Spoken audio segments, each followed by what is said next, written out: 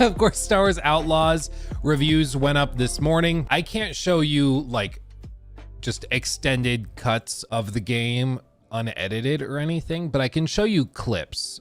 And that, to be clear, is very, very normal. Okay, there's nothing strange about that. They just specify like, hey, can you not post like the entire game ahead of time? Which I think is fair. But let me see if I can find a clip of this character just to show you a little something, because it's infuriating. But basically, do you guys remember Vale, the bounty hunter chick that is in some of the trailers? She's got like the shaved head and like shows up and you're supposed to be like really scared of her. Well, there's like at least 3 occasions where other characters just straight up call her incompetent. They're like, why are you still here? Like, you're bad at your job. You haven't captured her in all this time. What are you doing? Like, you're clearly bad at this. I thought you were one of the best in the Outer Rim, but you don't seem to know what you're doing. And then she just kind of sits there and takes it. It's like, yeah. And then she just keeps showing up over and over and over and over again. It's really, really bizarre. And I think my theory is that at some point in development, they decided that she as a character just wasn't clicking, it wasn't landing.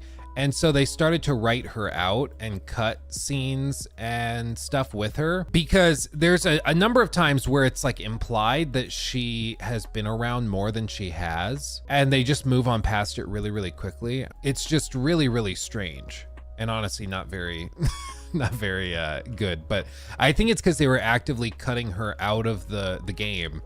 Didn't end up fully doing it, but because like if you looked at the trailers, you would assume she has like a pretty big role to play, but she does not. Like, she's barely in the game at all. This is during what I would probably consider to be like a spoilerific scene, so I won't show too much. But this person, like, other characters in the story openly call her like totally incompetent, and she just keeps showing up. And everybody's like, why are you here? What, who invited you? And she just keeps showing up over and over and over again. And then like, that's fine. You know, there's crappy characters in every story, but Blake Rogers donated $5 through Super Chat. Oh, thank you, Blake. I saw Mr. Matty tear Outlaws apart. I won't play a Disney property game cause they might unalive my family without consequences. Lol. Yeah, if you signed up for Disney Plus, yeah, they can do that now. What's funny is they ended up dropping that defense, or that motion for dismissal based on that, because they saw the negative blowback and stuff. But they're like, yeah, we decided that the case should stand on its merits and not based on technicalities. Okay, good job, Disney. Like, wow. Bear in mind, Disney, like, they've done a lot of crummy stuff. Like, there was even that story years ago that was heartbreaking and I'm not the first person to mention this, you know, this is a common go-to for Disney bashing. But there was a little kid who passed away, and he wanted to have like Disney characters. His father wanted to have Disney characters on his son's grave, like his whatever 4 or 5 year old son's grave. And Disney sent them like a huge cease and desist thing, instead of just being like, yeah, we're gonna make a variance just for this. In the case of putting it on a tombstone, you can use our properties. Instead of that, they were like, nope, suck it up, get rid of that. Like, just scummy, slimy, crappy stuff, you know? They're not like the loving, caring company that they pretend to be, you know? Like, it's just unfortunate. But thank you for the 5. I haven't seen Maddie's review of it, so I'm not familiar with his problems with it, but there's just, technically, it sounds like on console, there's a good number of problems. I played it on PC, so I can't speak to technical problems on console, because I just haven't seen them. On PC, there were a number of bugs and graphical artifacts and stuff, but they sent out a patch like Friday evening, I think it was, and that fixed a ton of them. And then they also sent out an NVIDIA new graphics driver, and that fixed a ton of them as well. So if I couldn't replicate the problem or see the problem again after the patch and after the new driver, I didn't feel like it was fair to complain about it if it's not in the game when people buy it, you know? If I say in the review, if I have to put a score on Star Wars Outlaws, I'd give it a 7 out of 10, not any higher, not lower, because I don't think it's a bad game. I just think it's like, it's fine. It's pretty good. It's pretty good. There are plenty of problems. AI is so brain dead. I went through the game. I broke my own policy. I went through the entire game on the hardest possible settings and difficulties, because the AI is so brain dead. If you don't do that, it will get really, really boring real quick. You got to crank the difficulty. But once I did that, I had a good time with it. It's a fun Star Wars adventure, romp in the Star Wars hay. And I think it will be a recommend for some people, but it just kind of depends. After the patches, I wouldn't say it's bad. Prior to the patches, it was pretty rough. It was pretty rough. But the patch fixed a ton of those problems, and it won't be for everybody. I mean, it is a Ubisoft open world game, and they do a lot to try and like shake the trends that you might be all too familiar with. And then there's other strange things, like they use pre-rendered cutscenes randomly, but as you've seen in some of the cinematic trailers, their cinematic version of KVS doesn't really look like the gameplay version. I don't know if it's because they did like a model swap. I don't know what it is. Or if you remember that, do you remember that like cinematic Last of Us trailer where Ellie straight up doesn't look like Ellie? It was the commercial, the TV commercial. That's right. Like this one kind of looks like Ellie. Okay. But then some of these shots, like they look less and less like Ellie as time goes on, especially this one with her leaning back here. Like, I don't really think that looks that much like Ellie. Maybe it's just me, but I don't think it looks that much like Ellie. And it's kind of similar to that in the cinematic pre-rendered cutscenes they use in Star Wars Outlaws, where you'll see Kay and you're like, I can tell that's supposed to be Kay, but it doesn't really look that much like Kay. Now, to be clear, the reason they did that was because there's at least 2 cutscenes that I can think of towards the end of the game. One is like the final cutscene, and then the other is like a big story beat cutscene. And those 2 cutscenes are really badass and straight up could not be done in real time. When the game comes out and I'm allowed to like spoil it, I'll show it to you guys. But like there's at least 2 cutscenes where they would have to pre-render it, so I can't really blame them for that. But it's just odd to be playing through the game and then you hit just a point where you're having a conversation with Jabba the Hutt and it's pre-rendered. And then 5 minutes later, there's another cutscene with him and it's not pre-rendered and it looks way, way, way worse. You know, it's just weird, Yeah, it's fine as a game. And I think it'll get better with patches and fixes and stuff. I had fun with it. I've still continued playing it even after the credits rolled. And at the end of the day, that's all that really matters, is if you have fun while playing a game.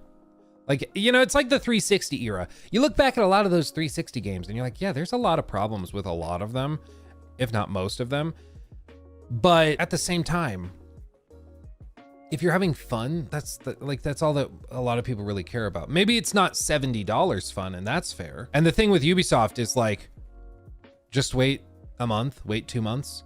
You'll get it for 50% off. Let's just be completely honest. If anything, it's a problem for Ubisoft right now is that everybody knows that their games go on deep sale within just a few months. So a lot of people just wait for that sale, which maybe is all part of the design. Maybe they don't really care either which way, as long as you end up getting the game. But yeah, as of right now, I would say unless you're like a diehard Star Wars fan, I'd probably wait for a sale. As for at that sale, you know, I think you can have a really good time with it. I think it's better than Avatar as a game. There's a lot more here, and there's a lot of interesting little clever ideas as well. The AI sucks ass, but when you crank the difficulty, you don't really have as much time to notice because it's much more deadly. So you just physically don't have time to notice the problems. But beyond that, yeah, I had fun with it. You can't steal ships. No, well, that's one of the things that you'll notice time and time again in Star Wars Outlaws is it's themed around outlaws. But the whole idea is that Kay Vess is supposed to be like, she got caught up in the outlaw way of life, but she doesn't really want to be an outlaw. You know, this isn't like she's going around actively trying to screw people over. You know, that it's just, she got caught up in a bad situation and is trying to dig herself out of it by working with bad people. And I'm not sure how well it works, frankly. Like, I understand the theme. It does come off, though, as like, yeah, I'm going to work with bad people who are doing bad things, but I'm a good person, so you should like me. And I'm like, I'm not sure if that totally forgives you. You know, I'm not sure if that's a get out of jail free card you think it is. Yeah, you're not able to like steal ships. You're not able to to do like really nasty things. Like at one point, I was like, ooh, Outlaws.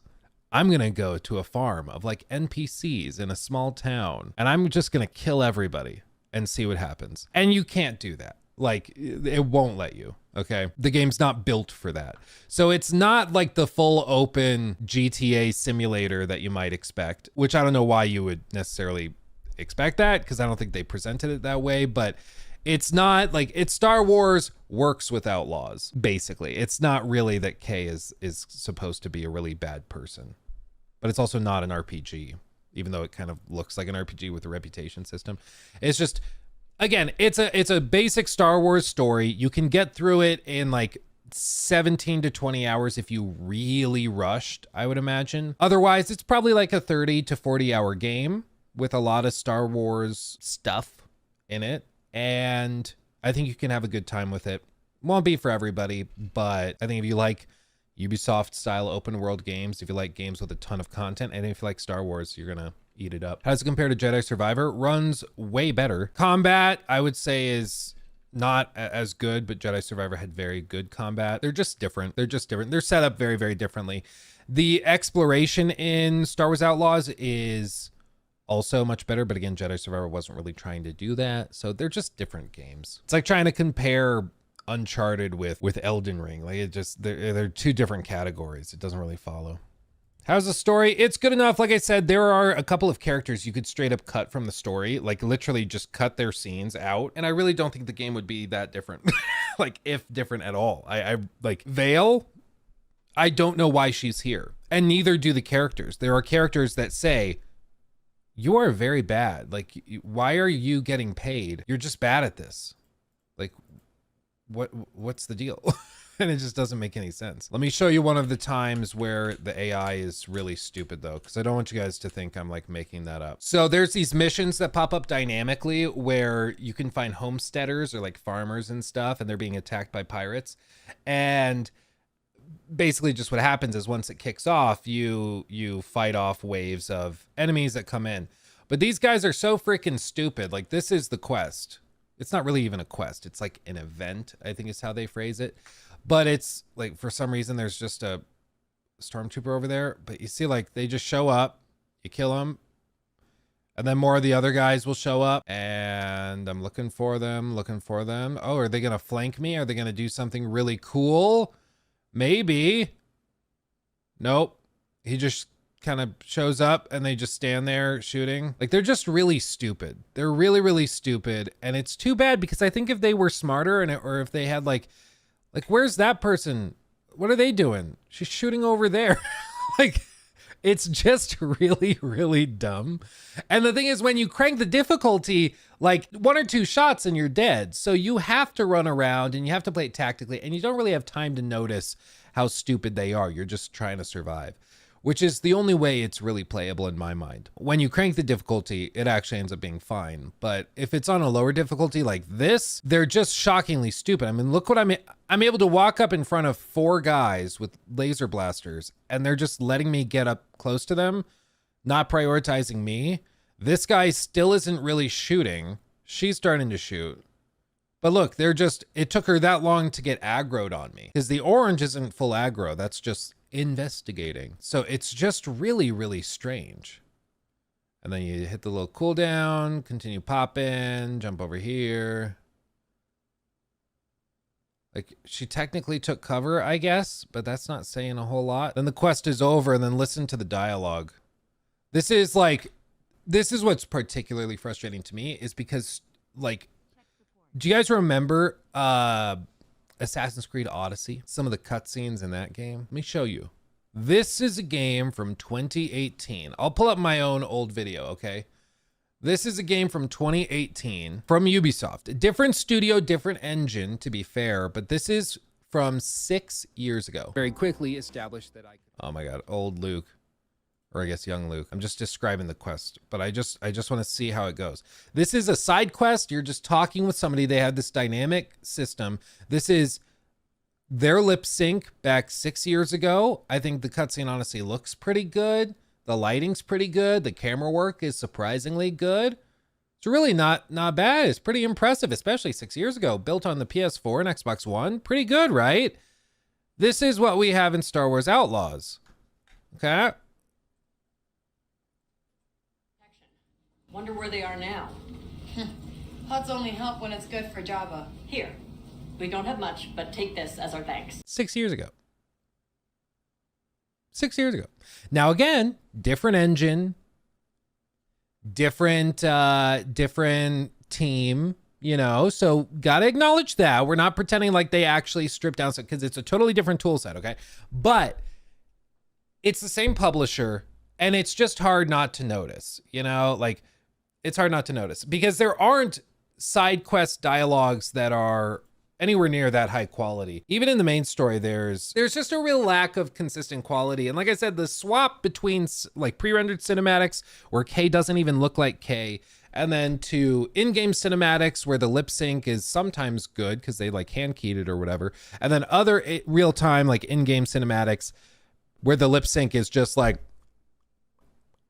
that's it. Really, really bad.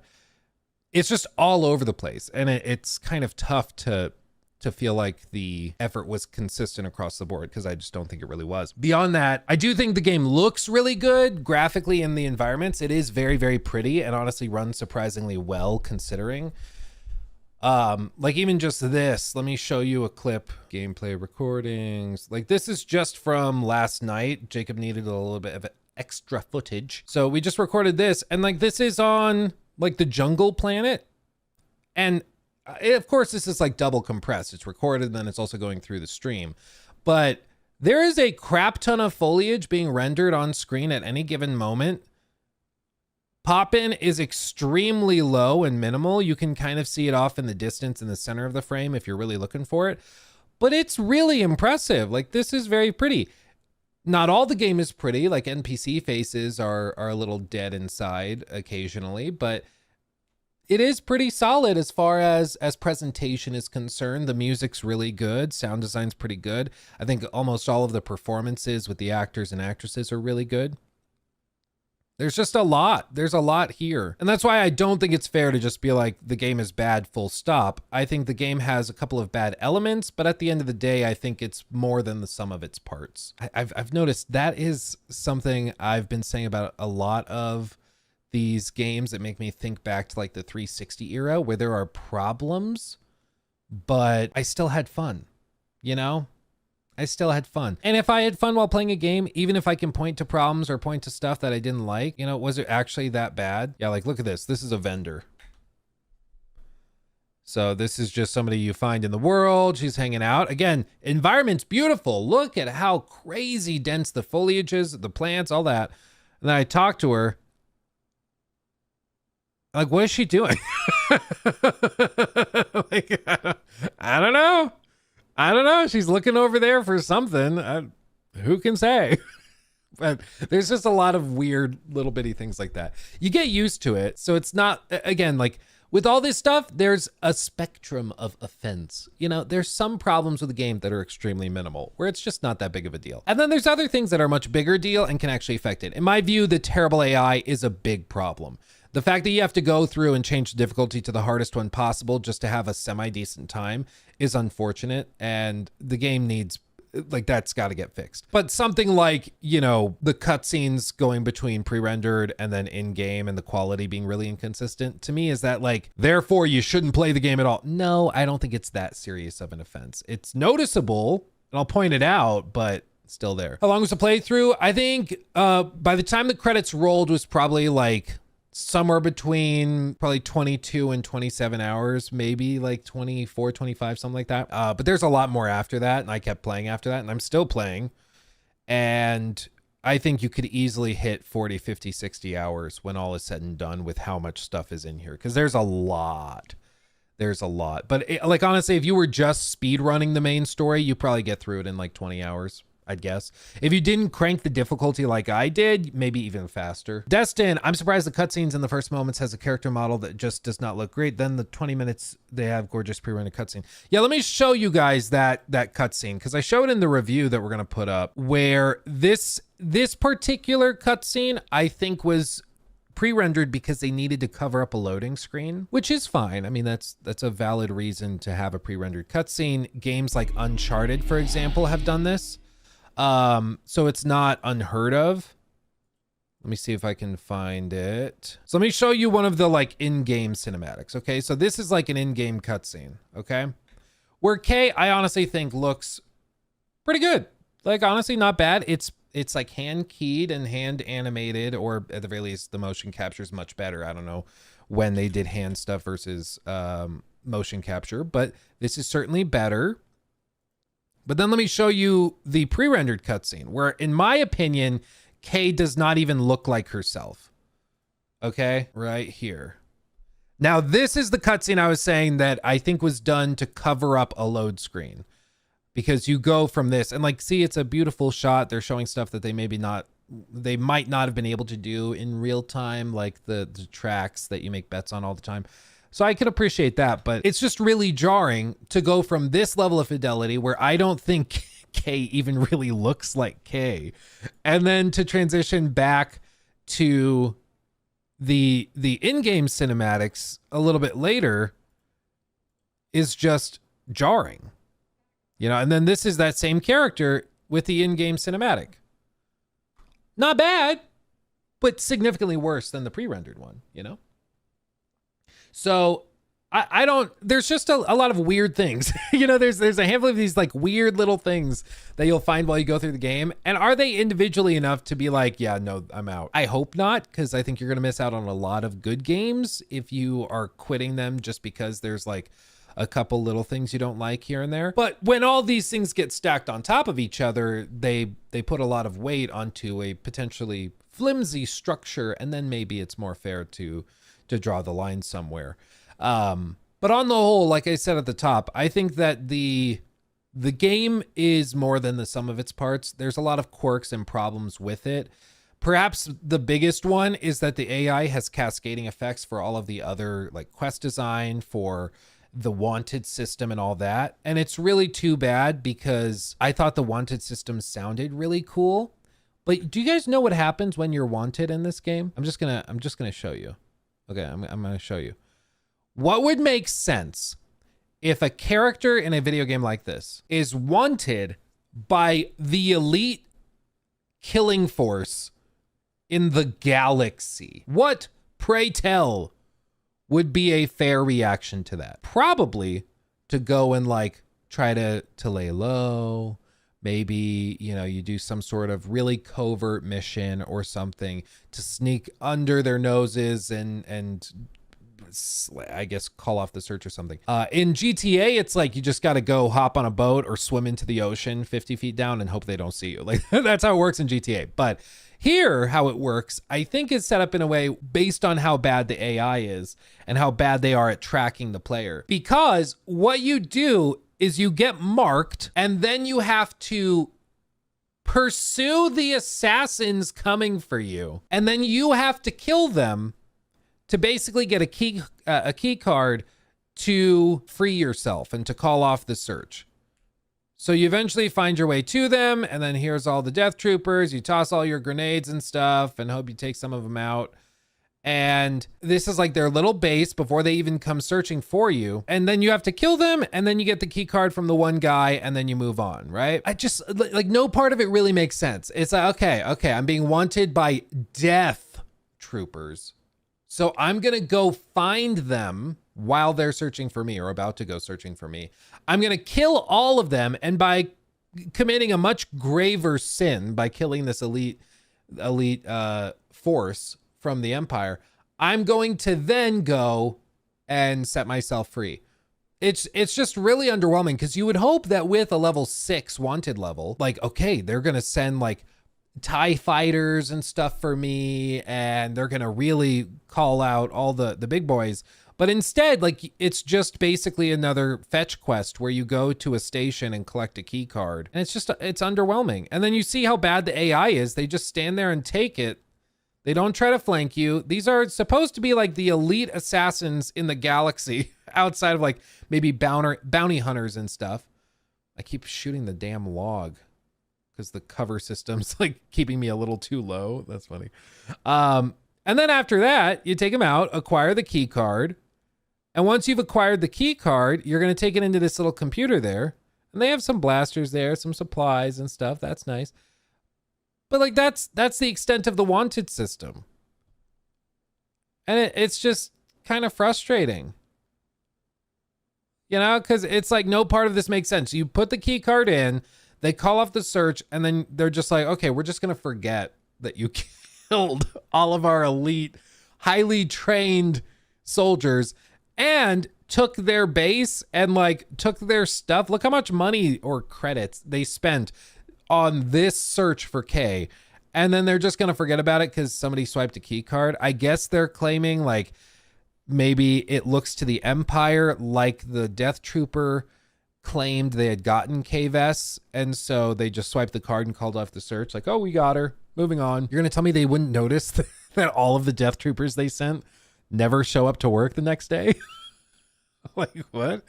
It just doesn't make sense. So in order to enjoy a game like this, you do have to turn your brain off to some of that stuff, because there's some things that just don't really make sense, are just kind of weird, and you're like, okay.